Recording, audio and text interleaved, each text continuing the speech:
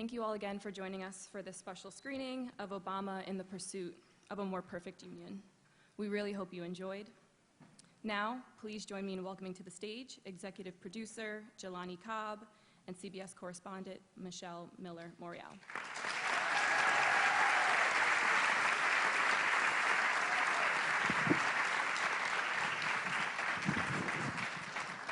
Well, hello there. Good to see you out there. I hear we are sold out today. I'm so pleased and proud of that fact. And as Jelani takes his sip of water, I just have to say, Dr. Cobb, you done good there. Thank you. You've done us mighty proud.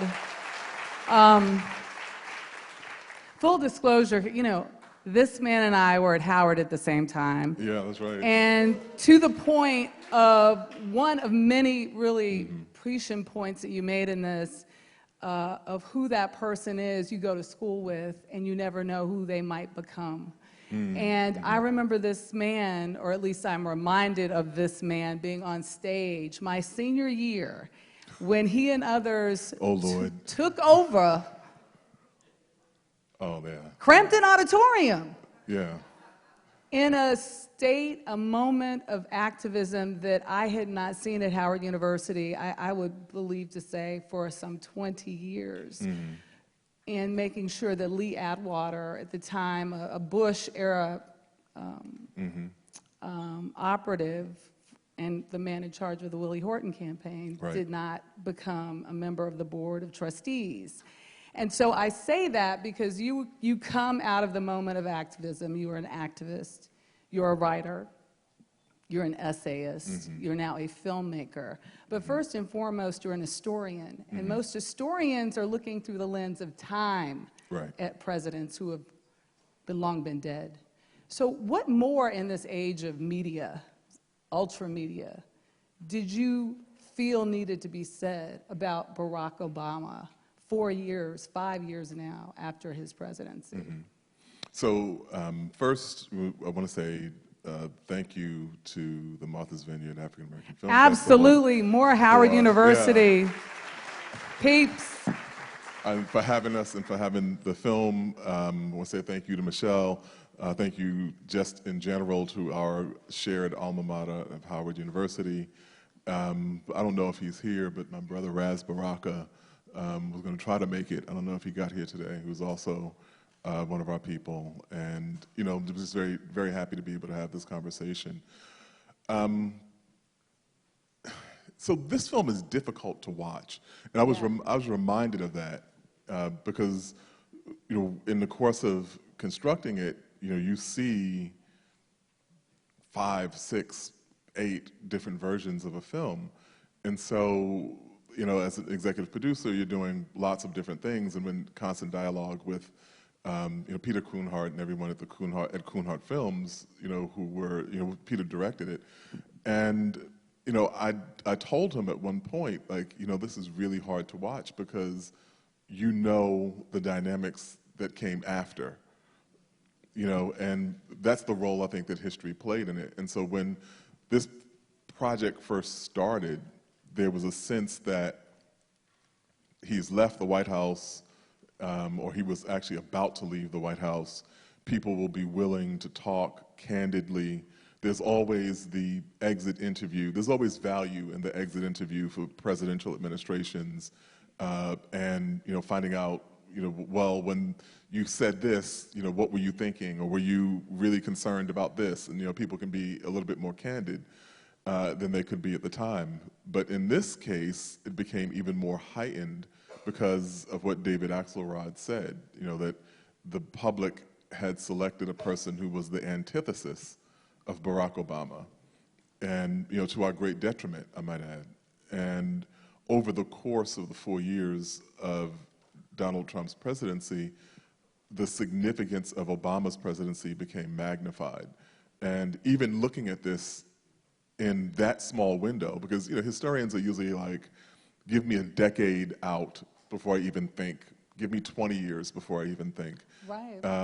But in this case, we thought there was a kind of value to the inverse, going back to 2007, going back to really Obama's early life, but particularly 2007, 2008, because it allowed you to see the constituent elements of the madness that we've just lived through coming together.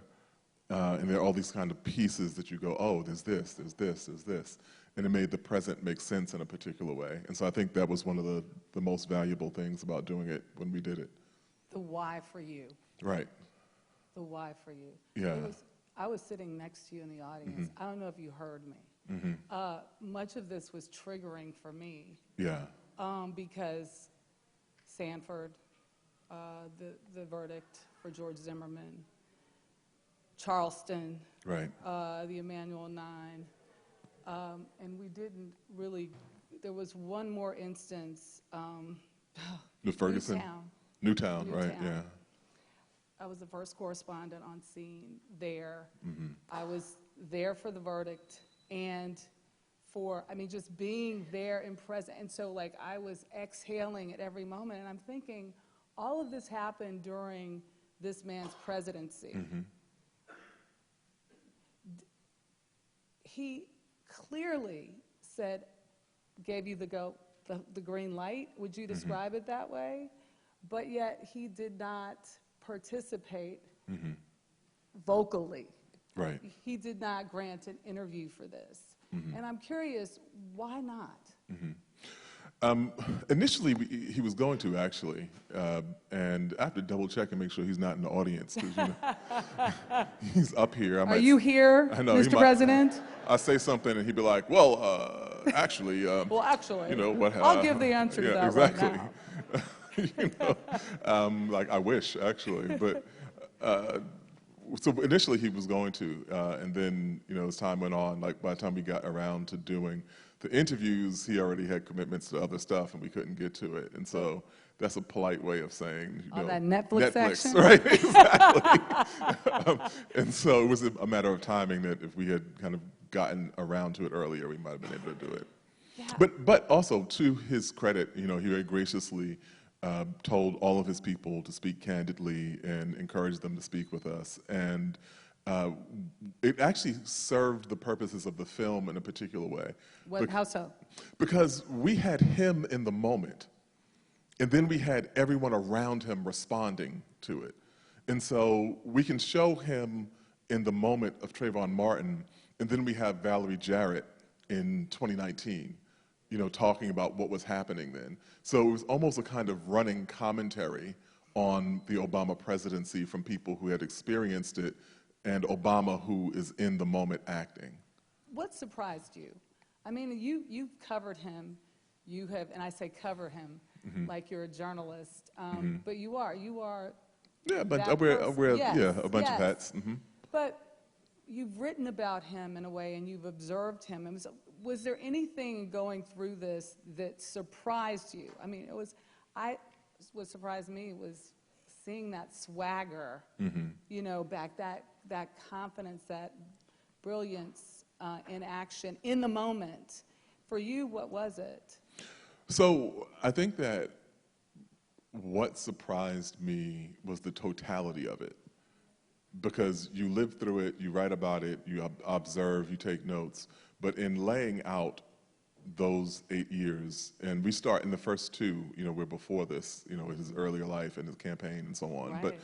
But the totality of the presidency, watching it one thing after another thing after another thing, like what it all added up to was stunning to me. And like the first time I saw a rough cut, where I just was like shaking my head and talking back to the screen and, you know, all of those things that, I mean, some of you, I heard some of you too, you know, doing the same.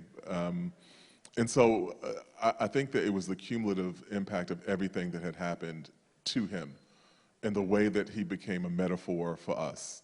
You know, when I say us, I mean Black America, you know, and a metaphor for the United States too, but sure. But you know, when I say you, I mean America.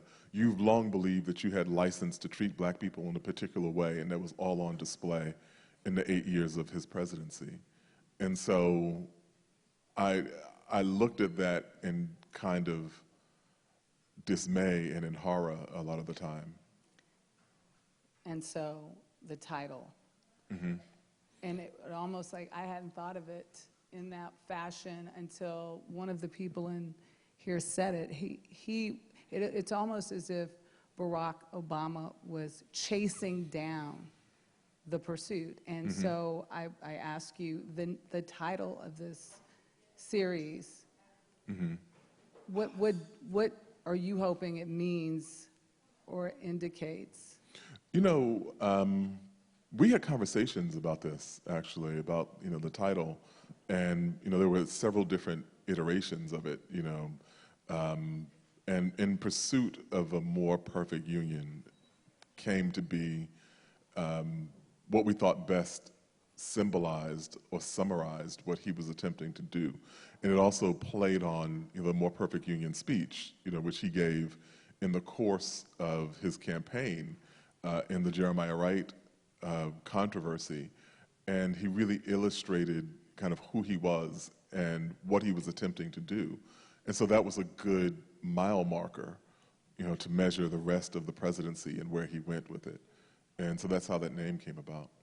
And I have to give you a big shout out because I saw a lot of CBS footage in there, a lot of my colleagues, CBS in there. And you think about the footage, and in particular, there was one moment that I thought was so poignant. I love that you introduced the Luther character from Key and Peele, that moment. But it's like, I remember hearing stories of that particular correspondence, White House Correspondents' Dinner, the one where former President Trump was in attendance, and hearing and reading the excerpt, and it was blistering, or seeing it on television. Right. And someone said to me, who covers the White House, in fact, I saw him several times in the clips, yes, it was then and there that he decided to run for president. Sure.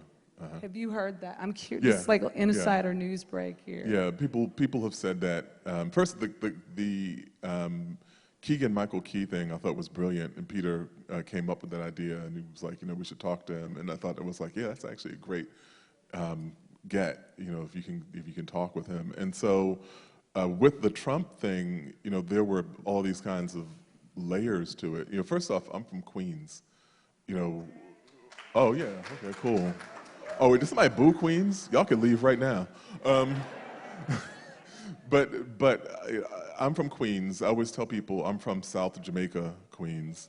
Oh, all right, y'all know Queens. And Donald Trump is from a place called Jamaica Estates. Jamaica Estates and South Jamaica have exactly the relationship you would suspect based on their names. And so we knew who and what Donald Trump was way, way back. And so, you know, what he represented and the kind of like vulgar racism that he expressed. And so in seeing him, I remember seeing that correspondence dinner and being absolutely thrilled to see him like punctured in that way. But also like knowing that he could weaponize the disillusionment and the anger of white people, which has always been a volatile and politically profitable thing to weaponize, to use. And he would become a vector for it. You know, it's like H.L. Mencken said, no one has ever gone broke by underestimating the taste of the American public. And that was exactly what it was. If you thought that people were too sophisticated to actually gravitate towards someone like Donald Trump, then you were giving people too much credit. And that moment became a kind of crucible for that. When you think about this era of fake news, I don't believe in fake news. It's either lies or truth. When we're in this moment, I mean, there is. It's true. One or the other, right? They're silly. But people do not believe what they see. Right. They do not believe what they hear. They no longer believe people who they believed just yesterday. And so. But selectively. You know, selectively, like we were saying, you know, Joy Reid was talking about this. Like, they don't believe a doctor when he tells you to wear a mask, but they will believe a doctor when they can't breathe and they need to go to the ER. It's like, And so it was the same thing. Donald Trump lied to people prolifically. You know, we did a thing during the campaign, 2016 campaign, at the New Yorker, and, you know, David Remnick oversaw this package called Trump and the Truth. And it was about the various genres of lies that he told. You know, he was a great pioneering innovator in the art of lying. You know, he did so in ways that really moved the field of dishonesty forward. But I say all that to say, like, these were lies that people were primed to want to hear. And they had projected those lies onto the body of the first black president.